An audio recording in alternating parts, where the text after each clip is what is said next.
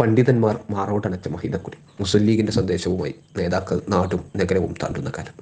മലപ്പുറത്തെ ഒരു തീരപ്രദേശത്ത് ബാഫക്കി തങ്ങളും സീതി സാഹിബും പങ്കെടുക്കുന്ന ഒരു സമ്മേളനം നടക്കുന്നു. സാധാരണക്കാരായ മത്സ്യത്തൊഴിലാളികളാണ് അവിടുത്തുകാരിലധികവും. എന്നാൽ കുറച്ചു കാലമായി മത്സ്യം ലഭിക്കാതെ ദാരിദ്ര്യത്തിലാണ് അവർ. അക്കാലത്താണ് ലീഗ് സമ്മേളനം നടക്കുന്നത്. നാട്ടിലെ ലീഗല്ലാത്തവരും സമ്മേളനത്തിൽ പ്രസംഗം കേൾക്കാൻ എത്തിയിരുന്നു.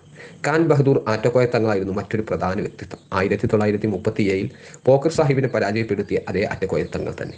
സമ്മേളനം കയ്യാറായപ്പോൾ സദസ്സിൽ നിന്നൊരാൾ തങ്ങളുടെ പ്രാർത്ഥന വേണമെന്ന് കൂടി ആറ്റക്കോയ തങ്ങളോട് ആവശ്യപ്പെട്ടു. തങ്ങൾ പ്രാർത്ഥിച്ചു. എല്ലാവരും പ്രാർത്ഥനയിൽ പങ്കുചേർന്നു.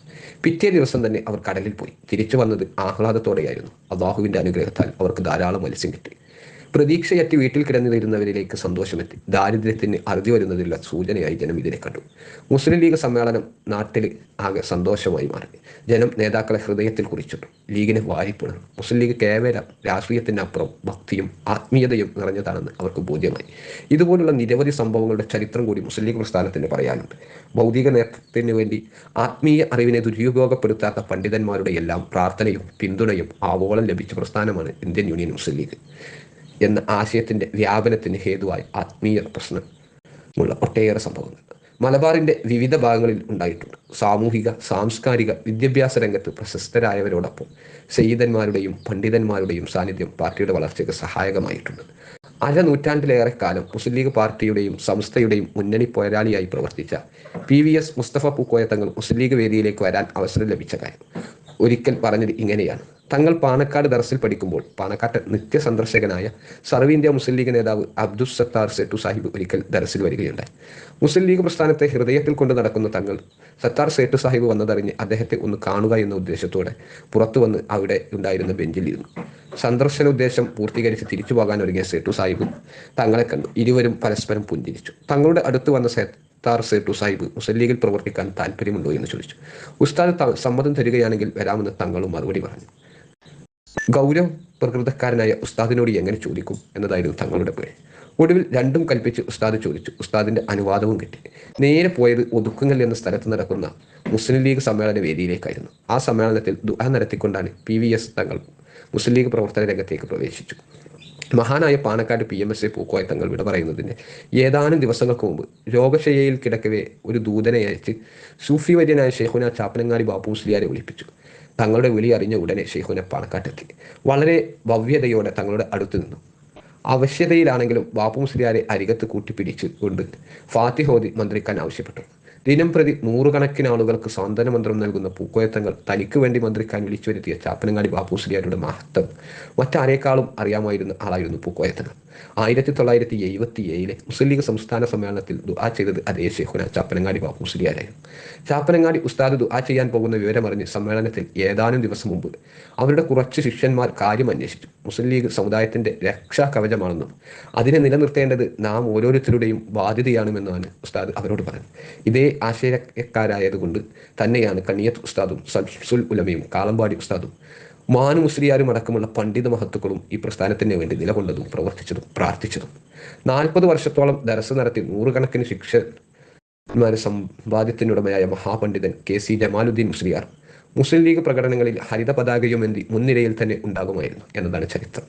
ഇത്തരം ചെറുതും വലുതുമായ ഒട്ടേറെ പണ്ഡിതന്മാർ അഭിമാനത്തോടെ തന്നെ ഞാനൊരു മുസ്ലിം ലീഗുകാരനാണെന്ന് പറയുമായിരുന്നു. മുസ്ലിം ലീഗ് പ്രവർത്തനങ്ങൾക്ക് ഇസ്ലാമിക മാനം നൽകണമെന്ന നിലപാട് എല്ലാ കാലത്തും കൈക്കൊണ്ട മുജാഹിദ് പണ്ഡിതൻ കൂടിയായ KM മൗലവി സാഹിബ് മുസ്ലിങ്ങൾക്കിടയിലെ ശാഖാപരമായ അഭിപ്രായ ഭിന്നത മാറ്റിവെച്ച് എല്ലാ മുസ്ലിങ്ങളും മുസ്ലിം ലീഗിൽ അണിനിരക്കണമെന്ന് സദാ ഉത്ബോധനം നടത്തിയ ആളായിരുന്നു. ഹൈദരാബാദ് ആക്ഷൻ്റെ പേരിൽ മുസ്ലിം ലീഗ് നേതാക്കളെയും പ്രവർത്തകരെയും അറസ്റ്റ് ചെയ്ത് ജയിലിലടക്കുന്ന കാലത്ത് പത്രത്തിലൊരു വാർത്ത വന്നു. KM മൗലവി മുസ്ലിം ലീഗിൽ നിന്ന് രാജിവെക്കുന്നു എന്നായിരുന്നു. പത്രവാർത്തയുടെ ചുരുക്കം മുസ്ലിം ലീഗ് വിട്ടു എന്ന് പറഞ്ഞാൽ അറസ്റ്റ് ചെയ്യാതെ വെറുതെ വിടാമെന്ന് ഏമാന്മാർ പ്രലോഭനം നടത്തുന്നതിൽ കുറച്ചാളുകളെങ്കിലും അത് വിശ്വസിച്ചിട്ടുണ്ടാവും. എന്നാൽ തൊട്ടടുത്ത ദിവസം മറ്റൊരു പത്രത്തിലൂടെ രാജ്യവാർത്തയായി നിഷേധിച്ചു. മുസ്ലിം ലീഗിൻ്റെ പ്രസക്തിയെ വായിക്കുകയും KM മൗലവി രംഗത്ത് വന്നു. മാത്രമല്ല മുഴുവൻ മുസ്ലിങ്ങളും എല്ലാ അഭിപ്രായ വ്യത്യാസങ്ങളും മറന്ന് മുസ്ലിം ലീഗ് പാർട്ടിയിൽ അണിനിരക്കണമെന്ന ആഹ്വാനവും അദ്ദേഹം നടത്തി. KM മൗലവിയുടെ ഈ പ്രസ്താവനയ്ക്ക് ഫലവും ഉണ്ടായി. ഒരു വിശ്വാസിയുടെ കടമ നിർവഹണം പരിപൂർണമാവണമെങ്കിൽ മുസ്ലിം ലീഗുകാരൻ കൂടിയാവണമെന്ന് നിരന്തരം ഉണർത്തിയിരുന്ന അദ്ദേഹം മുസ്ലിം ലീഗിൻ്റെ തീരുമാനങ്ങൾക്ക് മതപരമായ ന്യായീകരണം നൽകിയ പണ്ഡിതൻ കൂടിയായിരുന്നു.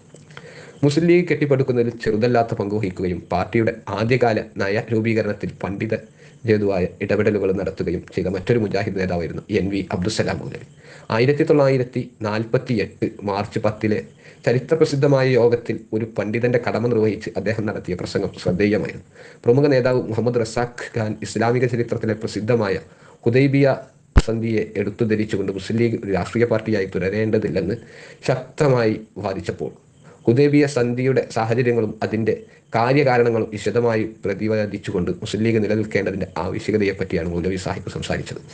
1962 നടന്ന ലോക്സഭാ തെരഞ്ഞെടുപ്പിൽ മഞ്ചേരി മണ്ഡലത്തിൽ നിന്ന് മത്സരിക്കാൻ ഖാഇദെ മില്ലത്ത് മുഹമ്മദ് ഇസ്മായിൽ സാഹിബ് വിസ്മതം പ്രകടിപ്പിച്ചപ്പോൾ അദ്ദേഹത്തെ സ്ഥാനാർത്ഥിയാവാൻ പ്രേരിപ്പിക്കാൻ യോഗത്തിൻ്റെ ആദ്യ അവസ്ഥാനം പ്രയത്നിച്ച മൗലവി സാഹിബ് സലാത്തുൽ ഇസ്തിഗാർ എന്ന സുന്നത്ത് നിസ്കാരത്തിൻ്റെ പ്രത്യേകതകളും പ്രാധാന്യവും വിശദീകരിച്ചുകൊണ്ടായിരുന്നു അന്ന് പ്രസംഗിച്ചത്. 1967 കമ്മ്യൂണിസ്റ്റ് പാർട്ടിയുമായി മുസ്ലിം ലീഗ് സഖ്യം ചേരുവാനുള്ള തീരുമാനത്തിന് പിന്നിലും അബ്ദുസലാം മൗലവിയുടെ മതദർശനങ്ങൾ ഉണ്ടായിരുന്നു എന്നതാണ് ചരിത്രം. ഇത് സംബന്ധിച്ച് ചേർന്ന യോഗത്തിൽ നേതാക്കൾക്കിടയിൽ തന്നെ ഐക്യരൂപം വരാത്ത ഘട്ടത്തിലാണ് മൗലവി സാഹിബ് സൂറത്തുൽ അൻഫാലിലെ ഒരു സുഗതം ഓതിക്കൊണ്ടാണ് പ്രശ്നത്തിൽ ഇടപെട്ടത്. ഈ ഖുർആൻ സുഗതം എഴുതിത്തരാൻ ഖാഇദെ മില്ലത്ത് ആവശ്യപ്പെടുകയും അത് നൽകുകയും ചെയ്തു. പിൽക്കാലത്ത് മുസ്ലിം ലീഗ് ഏർപ്പെട്ട പല രാഷ്ട്രീയ സഖ്യങ്ങൾക്കും പ്രചോദനം നൽകിയത് ഈ ഖുർആൻ സുഗതങ്ങളാണെന്ന് ഖാഇദെ മില്ലത്ത് തന്നെ പിന്നീട് പറഞ്ഞിട്ടുണ്ട്. എല്ലാ കാലത്തെയും ഉക്രവിയായ ആലിമീങ്ങൾക്ക് ദീനും ലീഗും രണ്ടായിരുന്നില്ല. മതപരമായ ആശയവൈരുദ്ധ്യങ്ങളുണ്ടെങ്കിലും മുസ്ലിം ലീഗ് എന്ന കോമൺ പ്ലാറ്റ്ഫോം പല കാര്യത്തിലും അവർ ഉപയോഗപ്പെടുത്തിയിരുന്നു. ഇത്തരം ഗുരുവര്യന്മാരും സാധികരായ നേതാക്കളും മാറോടണച്ച മഹിതക്കൊടിയെ വലിച്ചു കീറാൻ ഒരു ശക്തിക്കും നാം അവസരം കൊടുക്കരുത്. മുസ്ലിം ലീഗിൽ നിന്ന് എന്ത് നേടിയെന്നതിനേക്കാൾ ഈ പ്രസ്ഥാനത്തിന് വേണ്ടി എന്ത് തിരിച്ചു കൊടുത്തു എന്ന് ചിന്തിക്കുന്നിടത്താണ് നമ്മുടെ വിജയം. ഒരു മതവിശ്വാസിയെ സംബന്ധിച്ചിടത്തോളം ഏറ്റവും പ്രധാനമായ കാര്യം അവനവൻ്റെ വിശ്വാസമനുസരിച്ച് ജീവിക്കാനുള്ള അവകാശം സാധ്യമാവുക എന്നതാണ്. ഒരാൾക്ക് താൻ ഇഷ്ടപ്പെടുന്ന മതത്തിൽ വിശ്വസിക്കാനും അതനുസരിച്ച് ജീവിക്കാനുമുള്ള അവകാശം ഭരണഘടനയിൽ എഴുതി ചേർത്തപ്പോൾ ഇന്ത്യൻ യൂണിയൻ മുസ്ലിം ലീഗ് സ്ഥാപക പ്രസിഡന്റ് ഖാഇദെ മില്ലത്ത് മുഹമ്മദ് ഇസ്മായിൽ സാഹിബ് ഇടപെട്ടത് കൊണ്ട് മാത്രമാണ് മതം പ്രചരിപ്പിക്കാനുള്ള അവകാശം കൂടിയും ഭരണഘടനയിൽ എഴുതി ചേർത്തത്.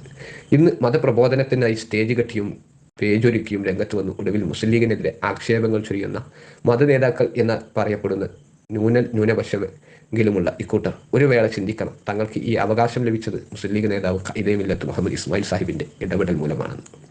ഒട്ടേറെ പണ്ഡിതന്മാരുടെയും സാദാത്തുകളുടെയും പ്രാർത്ഥനയും പ്രവർത്തനവും സാന്നിധ്യവും സഹകരണവും കൊണ്ട് തന്നെയാണ് അന്നും ഇന്നും മുസ്ലിം ലീഗ് പ്രവർത്തിക്കുന്നത്. അതിന് ഭംഗം വരുന്ന യാതൊരു നീക്കവും ലീഗിൻ്റെ ഭാഗത്തു നിന്ന് ഒരു കാലത്തും ഉണ്ടായിട്ടില്ല, ഇനിയിട്ട് ഉണ്ടാവുകയുമില്ല. അതുതന്നെയാണ് ലീഗിൻ്റെ ശക്തി. അത് തിരിച്ചറിഞ്ഞവരാണ് പണ്ഡിതന്മാർ, അവരാണ് ലീഗിൻ്റെ അനുഗ്രഹം.